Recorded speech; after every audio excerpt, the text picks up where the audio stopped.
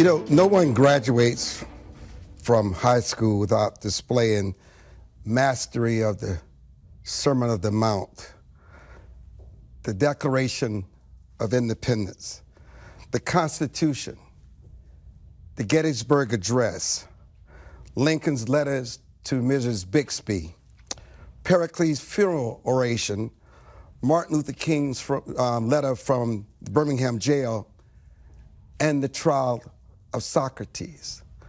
You know, when I speak of those momentous moments in our history, I guess some people look back and say, wow. But we have former Attorney General Bill Barr and Dr. Ben Carson joining us today to talk about so many issues and so many crises that we face today, but also things that also still make us feel proud to be Americans. What about the trials of Socrates and Dr. King's letter from Birmingham jail? Those kinds of things that are not talked about anymore, Mr. Attorney General.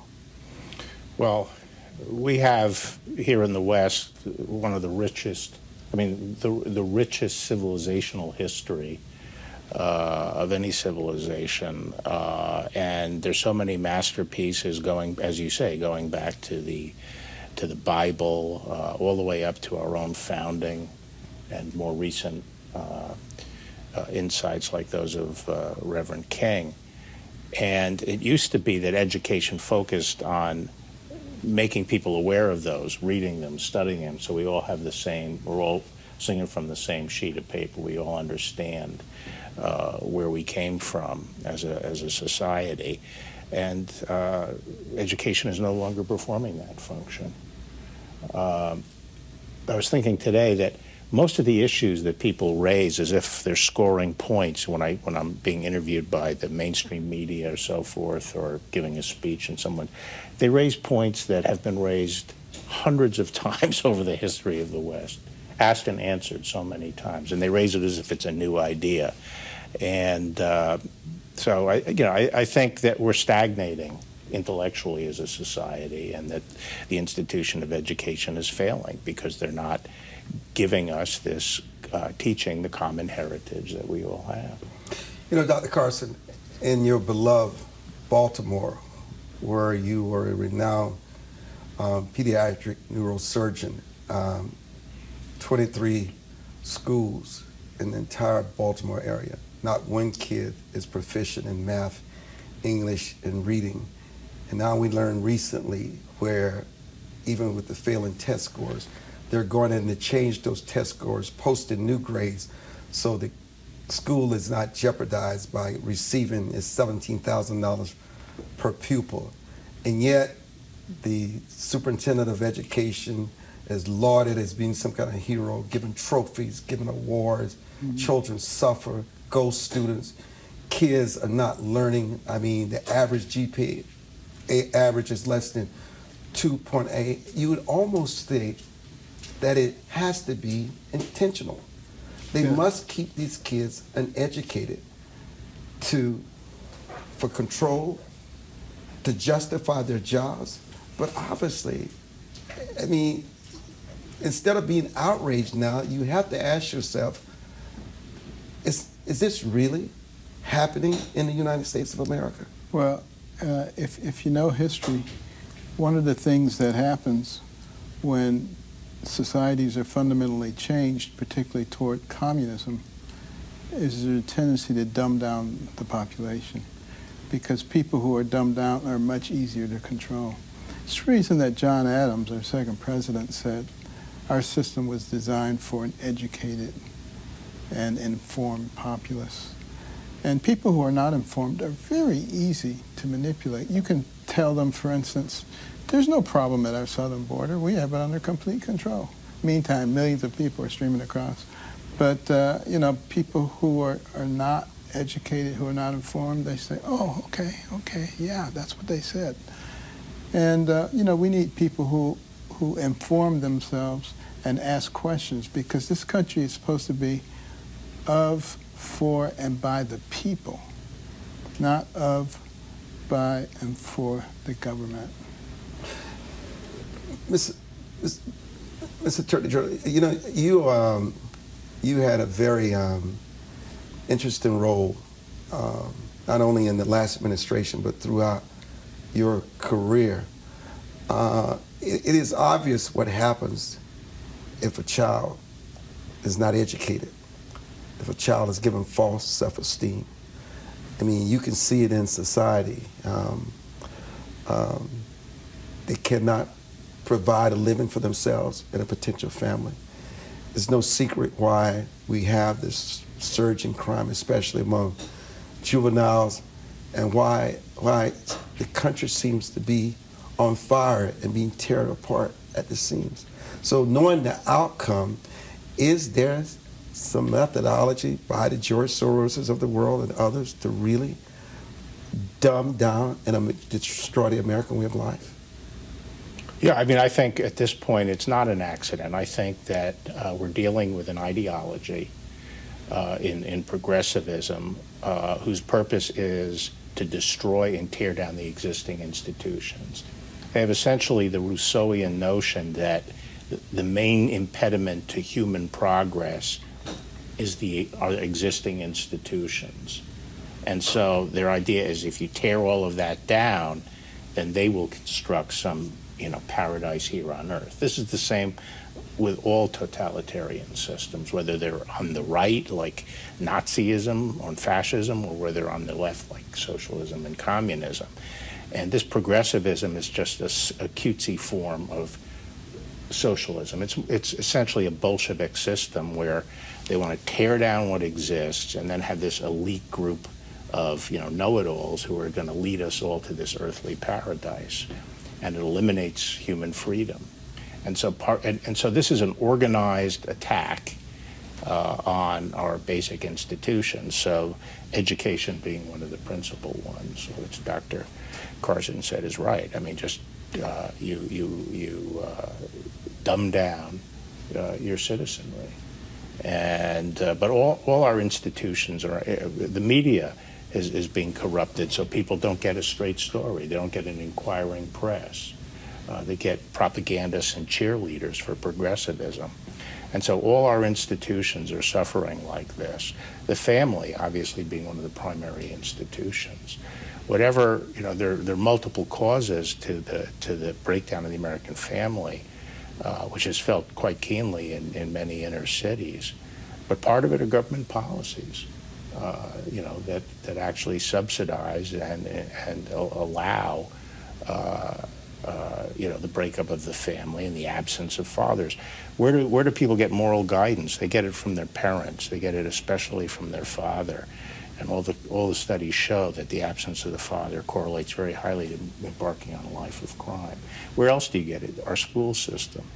And our school system is falling apart.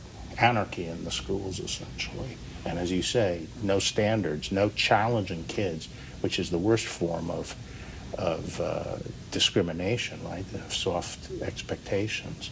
So, I don't think this is an accident that's just happening. I think it is an organized effort. How have we come to a place, Dr. Carson, where the needs of the very few outweigh those of the vast majority? Well, unfortunately, one of the things that was built into our system that was supposed to protect us was a press. And the reason that the press is the only business protected by our Constitution is because they were supposed to disseminate unbiased information to the people so that the people would be able to express their will. But how can they express their will when the press has their thumb on the scale?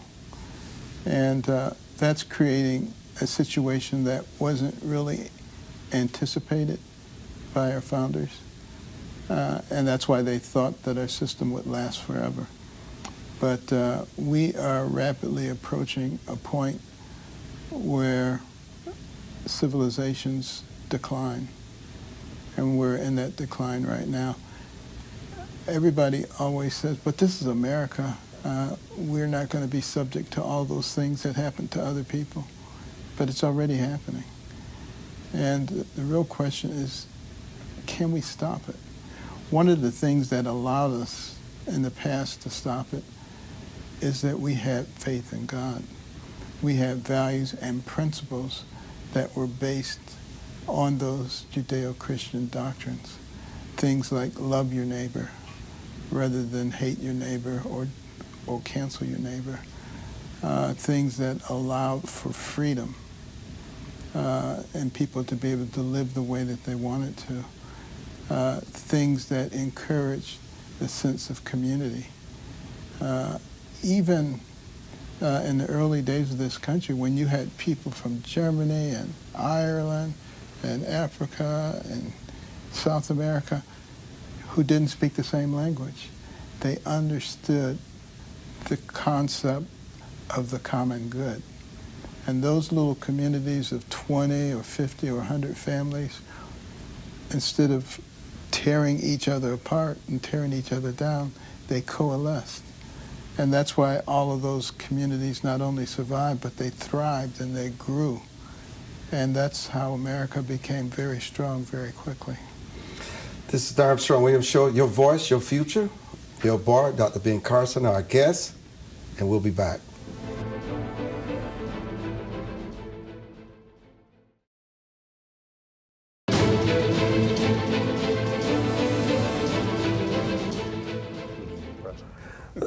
Let me talk about where we are currently, Mr. Barr. Do you think the Department of Justice is being weaponized?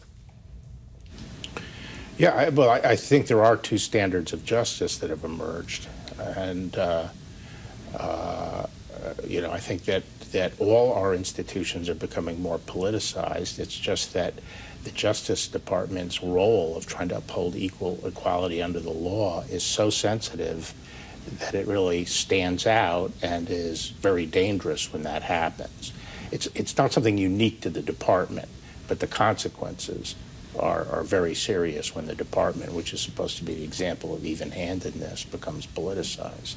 Do you think there's a deep state in the federal government? Yes, there is a deep state in the government. And how does it play out? Well, I think it's a combination. Look, we're going through generational change. I think a lot of people coming into the government are more progressive than people that have previously been there. And so the percentage of people who are ideologically to the left is much higher than in the past. Some of them are like traditional civil servants that can check their politics at the door and act in good faith. Some are unconsciously biased. They just, the way they see the world leads them to make decisions and accept some evidence and dismiss others that corresponds to their predilections. And some are conscious political agents. And I point to the fact of all the leaks that occurred when I was Attorney General. All the things that were harmful to the Republican Party were leaked, which means that people knowingly violated their duties to score political points, whereas secrets about the Democratic Party were kept. And to me, that sort of shows you what goes on in the government. There is a deep state that tries to sabotage Republican administrations. But do you think the Bragg case against the former president is an abuse of power? Oh, it's abuse of power. It is the epitome of the abuse of power. Here's a man who ran for office saying he was going to go after Trump, which is wrong in and of itself when you're running for a position like district attorney. Then he gets into office and he initially even saw that this was a ludicrous case. But under political pressure, it appears, that's how it appears to me anyway, he went back and took this ancient case and then tried through a whole series of legal maneuvers, has tried to take what was at best a misdemeanor a long time ago beyond the statute of limitations and create a current felony out of it. And he does it by misinterpreting a federal statute. So it's all to go. There's no question in my mind that if that this would only be brought against Trump. While I don't think Trump is a victim, what should the former president be worried about? He's not a victim? Well, I think what makes Trump, in my mind, a complicated figure is... I'm saying he's not a victim. I'm just saying, from where you sit, what do you think the former president should be worried about? Oh, okay. I think if I were in his shoe, any of these things can get out of control. I mean, even this case brought by the woman who claimed she was raped, decades. No, Carol. Carol, okay. It's currently pending. It's currently underway. It's a civil damage action against Trump. But if the jury decides that he raped her, even if it's a civil trial, that certainly, would be very damaging to the president. But he has he has to run the gauntlet of a lot of these cases. I think the most serious ones are the Justice Department cases, because if they bring them, they will probably be, ably supported by some evidence. I'm not saying he's guilty or anything. I'm just saying they're serious. If they bring the case, they'll be serious cases. Dr. Carson, polls over the years have consistently shown that Americans don't trust the election process. Is there any merit to their overwhelming concern? Well, let's put it this way.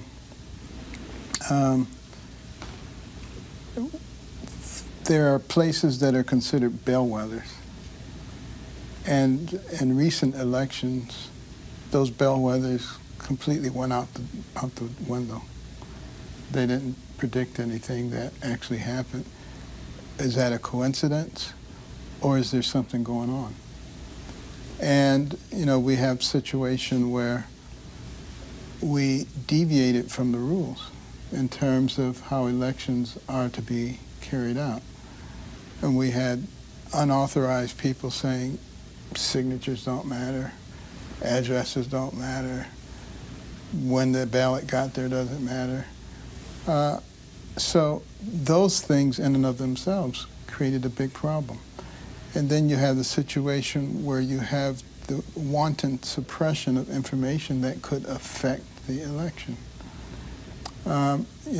These are all things that obviously cause people to be suspicious about the process. And I don't really see where they're being addressed, quite frankly. So, no one seems to be serious about it. Most other countries do not allow the things that we allow. Very few, like Canada, Mexico, go north, go south, go most of the places in Europe, they don't allow the kind of mail-in balloting that we have. And there's a good reason for it. France outlawed mail-in balloting in 1975. They said there was just too many ways to cheat. And the only reason we still have it is because we have people on both sides who want to cheat. I've got to give the former Attorney General credit. It was his saying what Trump was perpetrating in terms of election fraud. He said his Justice Department found nothing to prove that to be true. And even with the fallout for Fox, it is obvious that his investigative team knew exactly what they were talking about. And you spoke as a patriot for the country. It's not about loyalty to the former president who was your boss. It was about loyalty to the Constitution. You always said there was nothing that leads you to believe that the election was fraudulent. Right, and I still am of the view that no evidence has surfaced showing that the election results were caused by election fraud.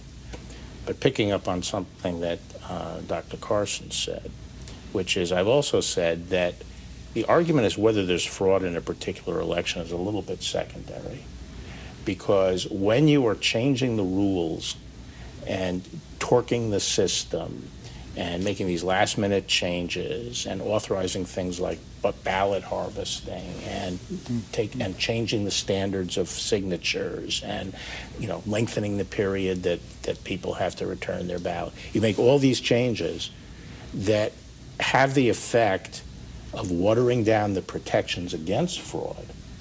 People will not trust the result, no matter whether there's fraud or not. Whether you can prove it or not doesn't matter. People won't trust the result. The key question is, what will give people confidence in the outcome? And as Dr. Carson said, these rule changes, undermine any confidence, and there's been nothing done to address it in the meantime. And I said even before the 2020 election that these last-minute rule changes and all the partisan maneuvering by the Democratic Party in the states, they thought they were being cute, but they were dramatically undercutting any confidence people had in the election. That's very divisive in our country and very dangerous in our country. You know, Dr. Carson, as a physician, I mean, you see this movement with transgenderism, affirming gender. Some physicians have referred to it as mutilation of these kids at such a young and tender age. Why such a movement, and why so few voices where it just captivates the mainstream media as it enables this gender-affirming surgery? Well, again, we have a group of people aided by the media who are pushing this. And just think about it logically. If someone comes into the doctor's office and says, you know, I feel that I don't need this hand. In fact, this hand bothers me a lot. Could you cut this hand off for me, please? And then I think I would feel all right. I mean, it's basically the same thing. And, you know, we really have to take that person and maybe have some psychiatric examination. Why do you think your hand should be cut off? It's the same kind of thing. Rather than just capitulating to it, and in some cases, taking what a child, an immature child says, without even informing their parents. I mean, it's madness. And, you know, I talk to a lot of people from other countries, and they all ask me the same question. What happened to you guys? They can't believe what's happening to us. It's true. It's true. Does it shock you also? Yeah, it shocks me. To me, it is a form of insanity.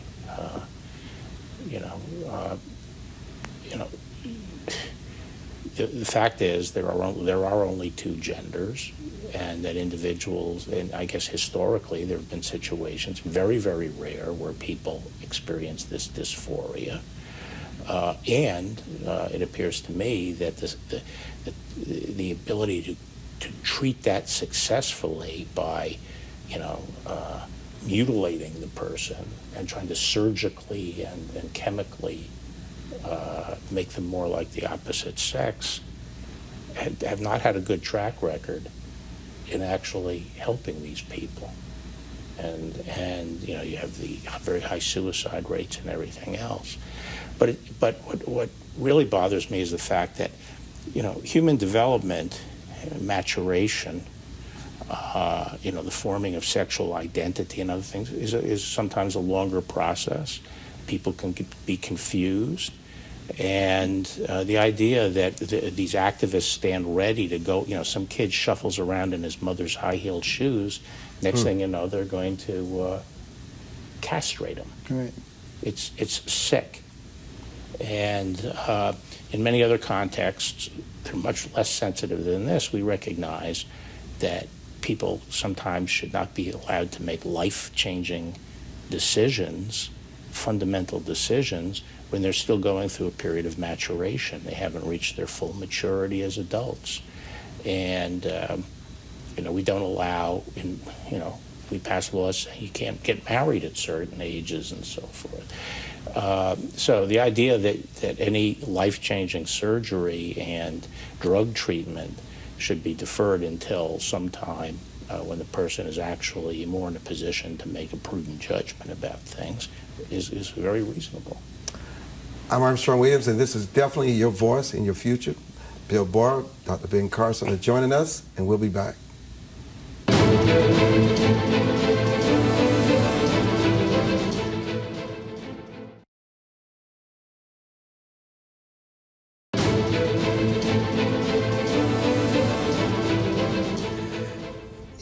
I would be remiss if I did not ask the former Attorney General why Hunter Biden has not been indicted. Well, I can't shed any light on that. The investigation was ongoing when I was still there. And I, too, am puzzled why it's taken so long. But there are many things that could happen in an investigation that could have delayed it.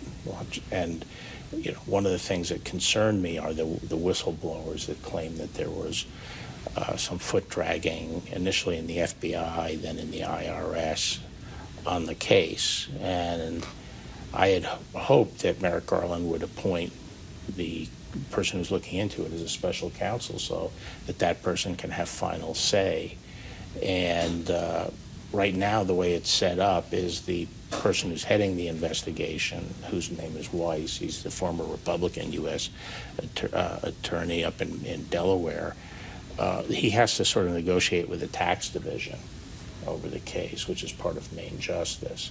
So I don't know whether it's because of disagreement within the department or whether there's some delay because of legitimate reasons in the investigation, and there's some news reports that it's just been sitting around Main Justice because no one will approve it and approve going forward with an indictment. So I can't shed any light on it. Dr. Carson, what have we learned on hindsight from the season of COVID? Well, COVID did us a lot of damage, not just in terms of the economic turmoil and the educational problems that it caused, but also because it has introduced an element of doubt about the veracity of what we're told by our public health officials. And that could have some real implications down the line. It's only recently that the CDC and the WHO have agreed that natural immunity is just as good as anything that they can induce, and probably better. Some of us have been saying that for the last couple of years, but no, what's natural immunity? We don't know what that is. Just crazy stuff. Pushing vaccines on children who are healthy, who have a 0.025% chance of serious complications or death. We have no idea what the long-term risks are with spike proteins. We may find out in 10 or 15 years. Why would you trade almost 0% chance for unknown long-term risk? That makes absolutely no scientific sense whatsoever. But what did happen during all of this is that a bunch of people made a ton of money. And we have some things that happened that we really need to examine closely. For instance, hydroxychloroquine, ivermectin, ciradivir, some of the things that actually work were all dissed because there's a rule at FDA that says you cannot get an EUA if there's another viable treatment. That makes no sense. You got a pandemic going on. You need to be going down every avenue possible to find a solution and not confine everybody to just one thing. That makes no sense at all.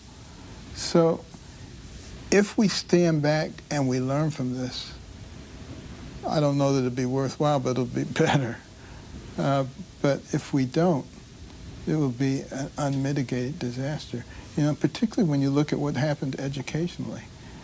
Children are so far behind. They were already behind, but now they're leagues behind. And when you get, it's sort of like when you're running a race. When you get so far behind, you just, okay, you just start walking. You say, there's just no point. And that's what's happening. Of course. I think it's an example of people seizing for some surety in an uncertain age when a lot of traditional wisdom and common sense is being jettisoned. And the idea is the mantra, let the science tell us. Science is the end-all and be-all. Now, I believe in science, but people who say that don't understand what science is. Science cannot give that absolute surety. Science itself is constantly going through questioning, revision, refining its views, and so forth. And what this was an example of is certain scientists, their hubris, and pretending they knew something that they didn't really know, and declaring certainty and dismissing other things, acting like little czars. And they were wrong about many things. And conventional wisdom or just common sense told people they were wrong, such as the natural immunity issue, or the idea that you could somehow, you know, and we approached it from the standpoint of Fauci, who was a vaccinologist. And so all the attention, how do we stop it? And then this idea that by shutdowns we can, you know, essentially hold the waves back, which most people who knew anything about it just thought that that was a fool's errand. And so we did a lot of damage to our society by putting, you know, this false hope in you know, the absoluteness of science, and it's just not there. So, you know, we heard about the mass shooting in Texas where the baby was crying and they asked him to stop shooting his AR-15 and he decided to just massacre the family. Now we're finding out this person has been deported 4 times and has found his way back in this country. What does it say about immigration? And how should Biden and those approach Title 42, which is scheduled to expire May 11th? Well, it actually says something broader than immigration, because we see the same thing every day in our courts in the United States, in our urban areas, where judges just take people who are obviously dangerous to the community and just turn them back out on the streets, willing to take the carnage that results from that, willing to accept those as sort of losses. And it's just, you know, everyone knows that what's going on in the border means a lot. There are many good, well-intentioned people who come into the United States, but they're also having an open border that's beyond our control means a lot of undesirable people coming in, ranging from terrorists to sexual predators to incorrigible criminals. And we know this is happening, and no one is willing to do anything about it, even though it can be predicted with certainty. There are going to be a lot of victims as a result of this. I guarantee you. Now, it won't be reported by the media unless they can help it. I mean, if they can help avoiding it. But, you know, I guarantee you in the years ahead, we're going to be paying a very high price for this. What impact, I mean, does this have on our educational system? Because obviously they don't speak our language. We make adjustments for them to learn. We pour resources into them. They cannot work until after being here for a year, so they're literally taken care of. Millions of people on the U.S. economy spread all across the United States, and yet many Americans have lost their way of life. And depending on how Title 42 plays out, we're going to find millions more on American soil. There's no question it's going to impact the quality of life of American citizens. And what's even more concerning to me is the fact that we don't know who the people are who are coming across that border. Some of them are like the person that you just talked about who massacred the people in the house next door. But also, think about countries like Iran, who see us as the great Satan. They would like to destroy us. Is there any reason that they wouldn't be sending their operatives to our southern border and targeting the 13 key substations in our electric grid, or a host of other things? Why wouldn't they be doing that? I suspect that they are planning something much bigger than 9/11. And we don't really seem to be serious enough to think that that is a problem and to try to stop it. What should we do about these CCP police stations around the country, Mr. Barr? Well, we should roll them. We should roll them up. We should permit, you know, Chinese intelligence services to operate like that in the United States. It's almost crazy. Yeah. How is that possible? There's no way that could happen, that America set something up like this in China. Mm-hmm. Just impossible. That's right. You know, all the things that we're talking about really have a common denominator. And just think about parents. Parents who love their kids and want to equip them for real life sometimes have to administer tough love, set limits, show their consequences when those limits are broken, right?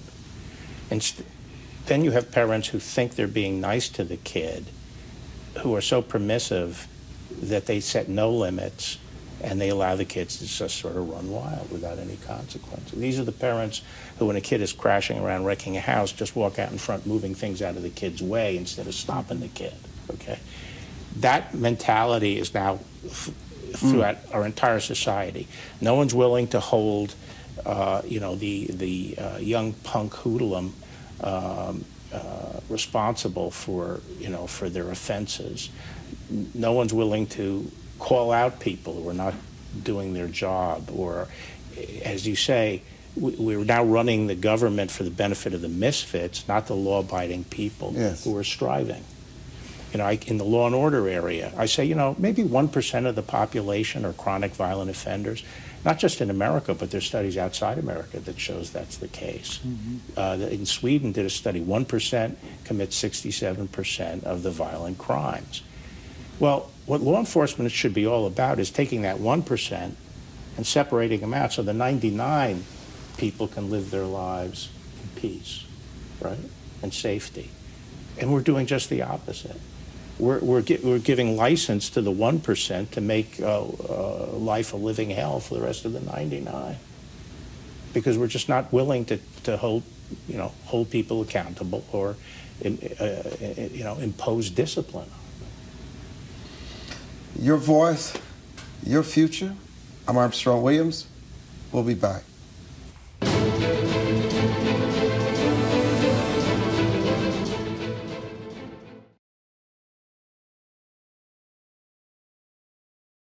If you believe every child is deserving of a quality education, please go to educationjusticefoundation.com.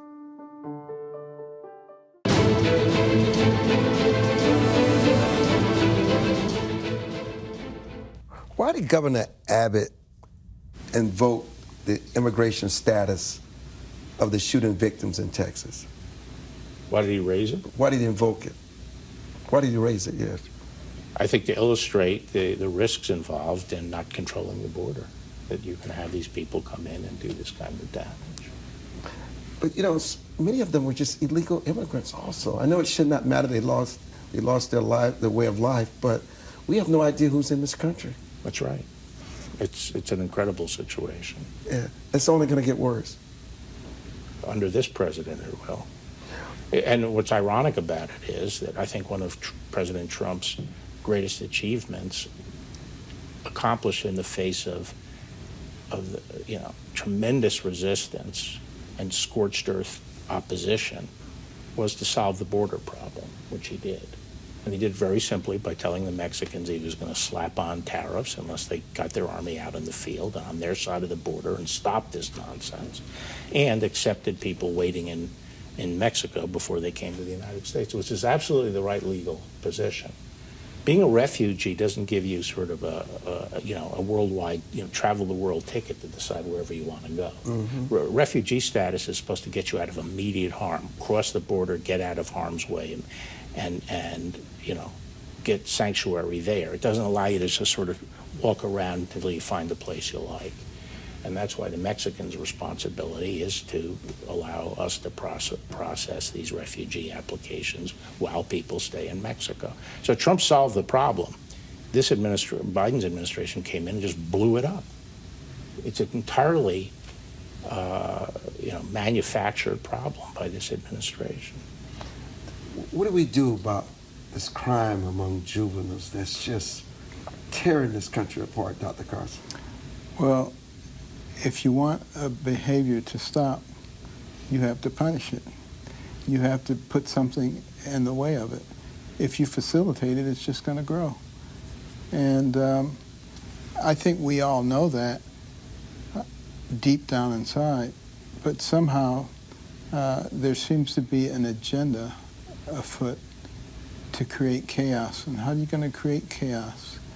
One of the best ways to do that is to allow these kinds of things to occur. Allow people to go into a store and steal a certain amount. It's no longer thou shalt not steal, it's thou shalt not steal more than this.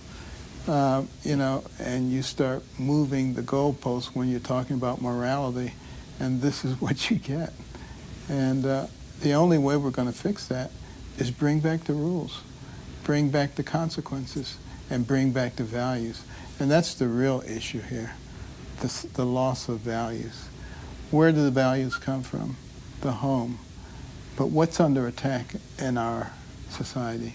The family and the faith. And if you look at a lot of the writings of the Marxists who want to bring us down, they talk about the fact that America is too strong because of their families and their faith. And if you want to bring them down, you have to take those things down. And they're doing a good job of it. You know, how is it possible that our nation's capital don't have bail laws? I mean, just explain that to us. Mm-hmm. And how is it possible that if you're a juvenile, you're protected if you commit certain crimes, including homicide? I don't think many people are aware about D.C. and the bail laws. Right. And it's wreaking havoc. Well, it's now in many of the major cities doing away with bail, and you know, it's having a dramatic effect because most violent crime is committed by people who are already in trouble with the law. They're on probation, parole, or what have you. And keeping them off the streets is the clearest thing we can do to reduce the level of violence.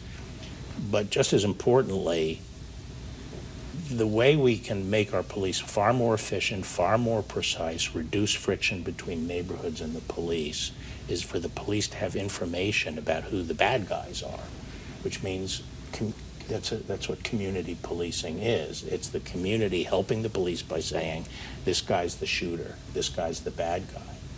That helps the police go in and get the right guy. That reduces friction because instead of seeing a bunch of kids hanging around on the street corner and going in and rousting them and jostling and like, what are you here for? They don't have to do that because they know who the bad guys are. So it's a very important tool that we have, and it's now been obliterated by the failure to detain these people before trial because no one in the community is going to help the cops and point out the bad guys if they know that person's going to be on the street right the next day. Right. They are worried about, and they're rightfully worried about the consequences. So in New York, they had the best community policing system in the world. And it was blown up overnight by doing away with the bail. And so all the information just dried up. And we have the same situation in Washington. And by the way, on the juvenile thing, it goes back to what I said before. These social justice prosecutors aren't doing anyone any favor, and they're not creating a juster society by mollycoddling young people when they get into trouble. I'm not saying in the first offense you throw them in jail and throw away the key, but they have to be taught very early on their consequences because every study shows that by the time they get away with 3, 4 crimes, they're well on their way to becoming a career criminal. And the only way to really interdict that is to take it seriously from the beginning and show that there are consequences. What these DAs are doing when they just let these juveniles off from the very start is they are creating a conveyor belt of career criminals. It's an appalling situation. Are you concerned about the debt ceiling? Yes, I'm very concerned about it. The fact that we are, I think it's 2035, we reached a point where the biggest obligation for the government is going to be servicing the debt. And we just continue to do it as if we don't care about those who are coming after us. And it really is shocking to me that the young people who claim to be so woke don't seem to realize what's happening to their future and how it's being compromised. That's what they should be complaining about. Although many of them have decided not to have children, so they don't necessarily have that long-term perspective any longer. You know, I've said this, I cannot say this often enough, that the most dangerous person in America today is a young man, lone, broke, undisciplined, and uneducated Dr. Carson. No question about it. And you just described a lot of people who are coming out of the Baltimore school system that you talked about earlier. But not just Baltimore, you know, our inner cities across the country are graduating people who are functionally illiterate. Now, what is left for them? Crime, drugs, trafficking, all these kinds of things, which are on the run, which are increasing, which we're not punishing, and we're just exploding with potential criminals. And what ultimately is happening is we have tremendous chaos. Now, what does tremendous chaos lead to? If you look back historically, it leads to an opportunity to introduce a police state. You know, and what's so dangerous about them, Mr. Barr, they're unattached to work, they're unattached to education, they're unattached to relationships. And they need to find meaning because they don't feel worthy in their lives. They don't have self-worth. They don't have self-esteem. And the one thing they can do is pick up a knife or a gun or rocks to take someone's life or destroy their way of life. That is their weapon of choice. And you're seeing it, it's playing out. That's right. I mean, that's why since 1992, after I served in the Reagan and Bush administration, my main area of concern and focus has been promoting school choice, because I feel we're not going to break this cycle unless we have a much richer selection of school opportunities for children where the parents have more control and leverage over the system. And I think what's happening in the educational system in our inner city, especially where parents are not given the option of charter schools and other options, to me, it is the best example of systemic racism there is in the United States, frankly, because it's such a disturbing offense. We all know how much potential each child has if they just have the opportunity, if they have someone who lights them up with some interest in something, and they have the opportunity to pursue their interest. It's amazing what kids can achieve. And yet we have them essentially warehoused in these dreary schools where they're not being taught anything, and there's no discipline imposed, and there's no effort to give these kids meaning or purpose in life. And they're just warehoused there, and eventually a lot of those kids are going to be warehoused in prison. It's a vicious system. And Dr. Carson, men are not just in college anymore. Women dominate college. Men are just not being educated. And you can see how it's playing out on the larger society. Well, there's no question about it. You go to a graduation, and we had a Carson Scholars banquet yesterday in Baltimore, and at least 60% of the scholars were female. You have to achieve at a very high academic level to get that, as you remember. That's going to have all kinds of impacts, social impacts. And we have got to do things, once again, to get the men interested. They have to be able to see a benefit for them. We need to really concentrate some time on how do we make men relevant again. This has been going on for a long time. You go back and you look at some of the sitcoms and how they try to ridicule the role of the father, if there is a father at all. That's been going on for 40 years now. And we're seeing the result. And men don't feel as they play a very big role. And that's why they don't mind fathering a baby and then disappearing, not recognizing that they have a true responsibility. And as the Attorney General said, the statistics show us that when there is not a father in the house, 70% of prison inmates grew up without a father in the house. It's a very strong correlation. And the distinctive characteristics, in general, men have characteristics different than female, and the virtues that men have are depreciated in our society, and some of their characteristics are punished. I mean, take, little boys in class are told to be more like Susie. Why can't you sit there quietly? Why are you so fidgety? Why is your attention, we'll give you some drugs to take care of you. I mean, this goes back a long time. It's basically drugging boys, trying to make them more like little girls, and depreciating traits like courage and their physicality and their protective instincts, even their desire to hang around other guys and have, sort of socialize with other guys and feel bonded in some kind of unit. Now they call it toxic masculinity. Yeah, now it's called toxic masculinity. I can't thank both of you for joining us for such a provocative discussion on this edition of the Armstrong Williams Show, Your Voice, Your Future. Thank you so much for joining us.